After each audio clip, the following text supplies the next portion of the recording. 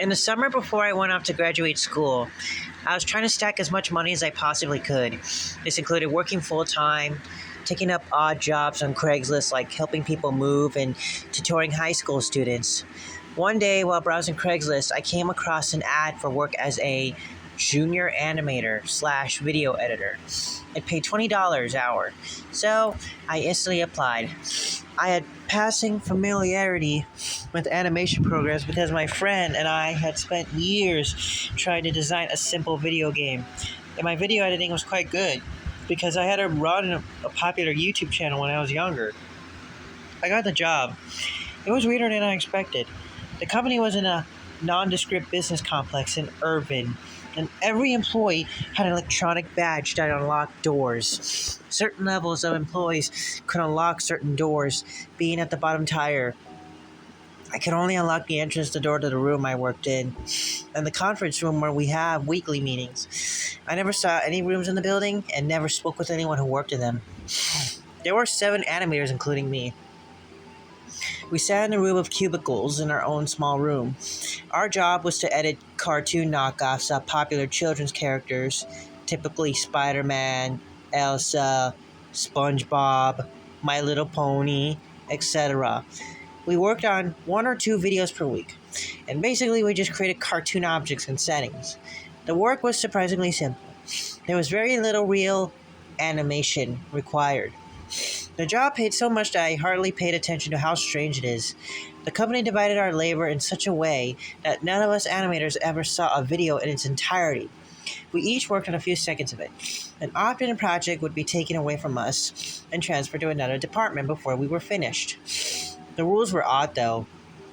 The animators and I were not allowed to speak to each other on any circumstances. We were not permitted to exchange names or introduce ourselves. Speaking or looking at another person's computer was a terminable offense.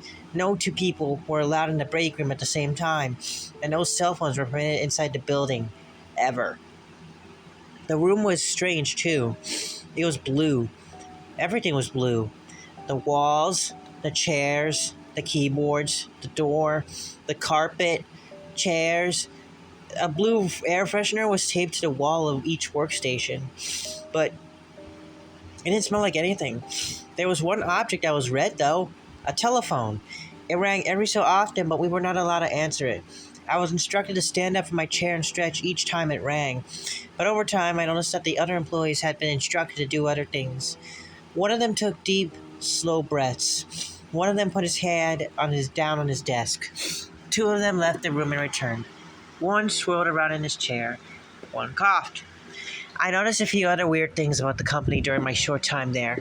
It wasn't unusual to see employees crying as they made their way through the halls, like Nickelodeon Studios. Anytime I spotted one of them crying, they always tried to hide it. Some of them couldn't. On a few occasions, I saw a child wandering through the halls looking for someone or maybe to use the restroom. When I brought this up to my supervisor, he told me it's bring your kid to work day for the department upstairs. He told me that 3 times in 2 months.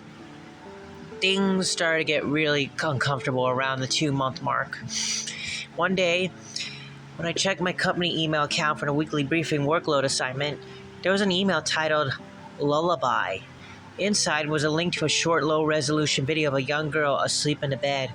She babbled in what I believe was Russian or Ukraine, and occasionally fidgeted or brought her hands up defensively to protect her face. It was clear that she was having a nightmare, though. Behind her, on the bedpost, was a blue air freshener, much like the one next to me in my cubicle. Whimsical vaudeville music played in the background. I examined the receptionist and sent her off the email, and found that it had been sent from inside the company to several employees on the list. I forwarded the email to my boss and asked him what the deal was, and he quickly responded that it was a joke from our partners overseas, and that I had been mistakenly added to the reception list. He told me to ignore it and keep the excellent work, and that my review would be coming up, with the possibility of a raise. More than $20 an hour. I guess my memory is for sale, because I quickly forgot about the video. Only a few days later, when I returned to the office after a holiday weekend, there was another email waiting for me, titled, "Be brave, Spidey." I was reluctant to open it, and now I wish I hadn't. Inside was a link to a Russian language website. When I clicked it, I saw a video of a real kid, probably 4 or 5 years old, dressed as Spider-Man. The boy sat in what looked like a child's bedroom. His mask was pulled down, and his costume sleeve was pulled up. The boy screamed and cried as an adult man wearing a Hulk costume gave him 3 different injections with a long needle off-screen. Another person hurled stuffed animals at the kid, hitting him in the head with them. And even one hitting the needle as it stuck into his arm, causing the kid to, well, wail even louder.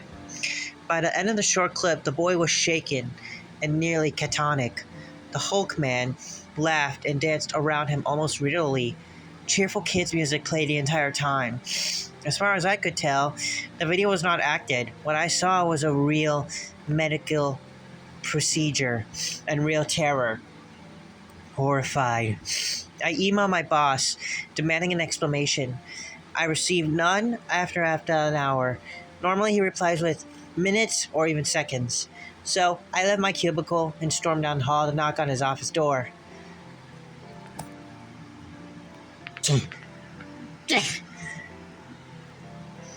As I passed by our conference room, I heard my boss's muffled voice, and then a bunch of other racket. I was so angry and freaked out that I didn't care if I interrupted him. I badged the electronic lock and cracked the door open. The conference room was dark, but I could see about 50 men sitting inside the far end of the wall. Most of them were dressed nicer than me. So I knew that they were senior employees who worked upstairs. A video played on a large screen at the other end of the room.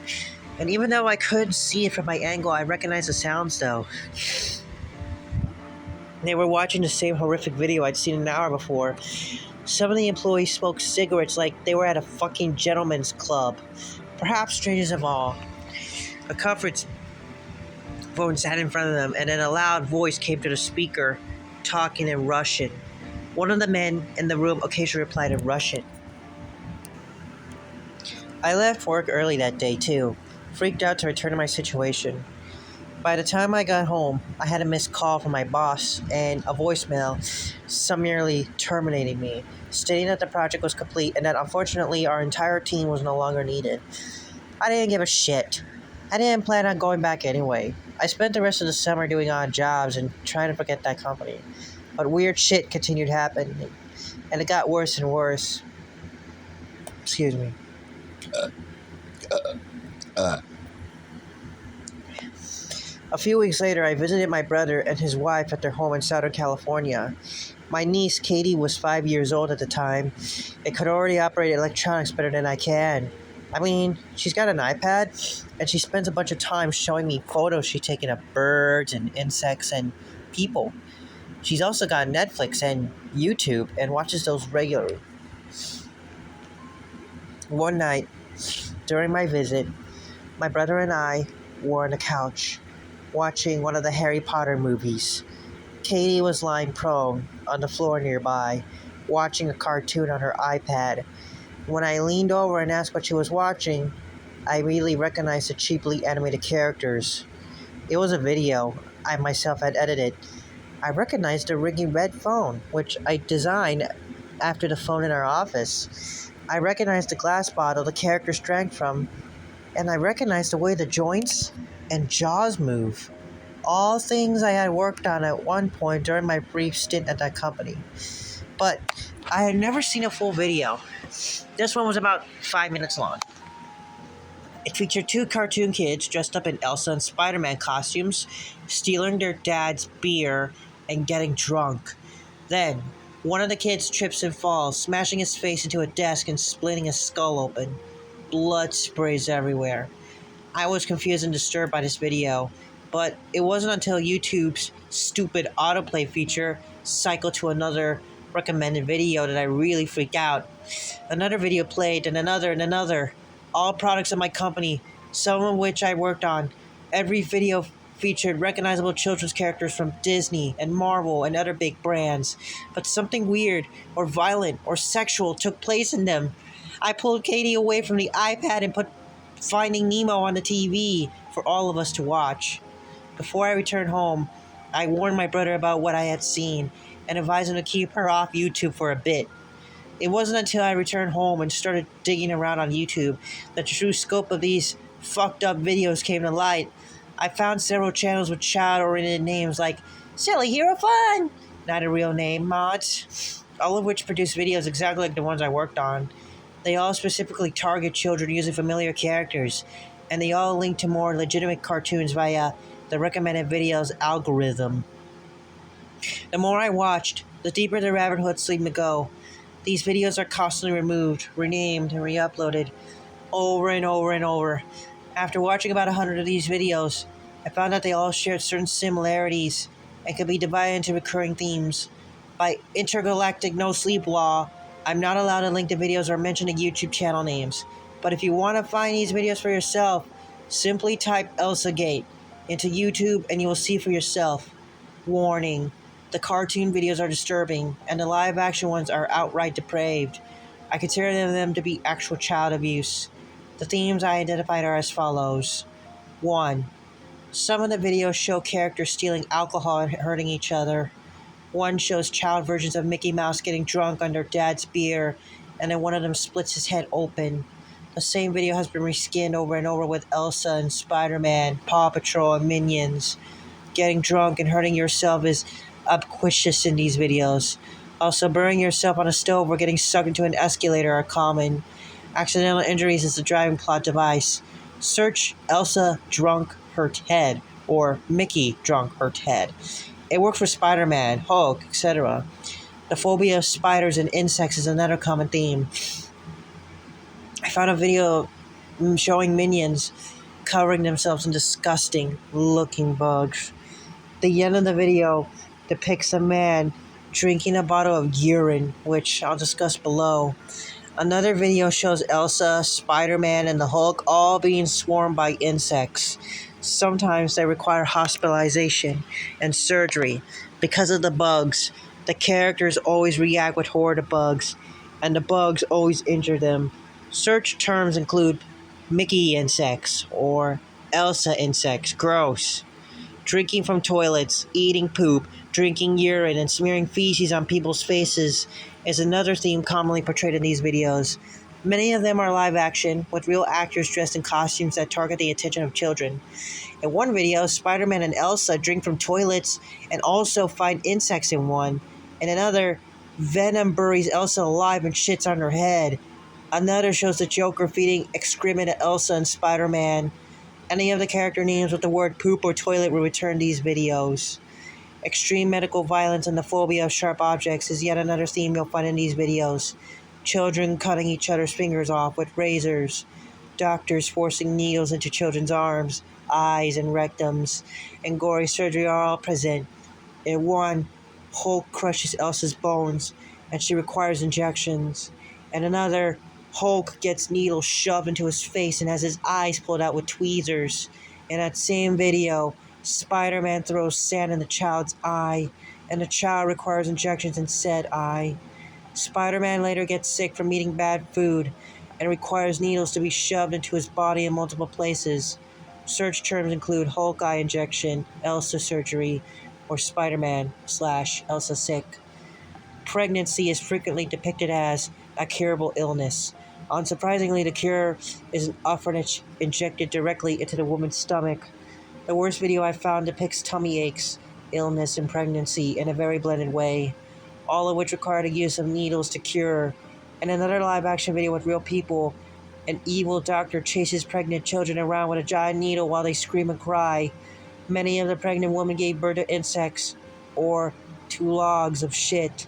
Search terms include Elsa pregnant surgery and Elsa pregnant injection. Really, any of these cartoon names with pregnant works.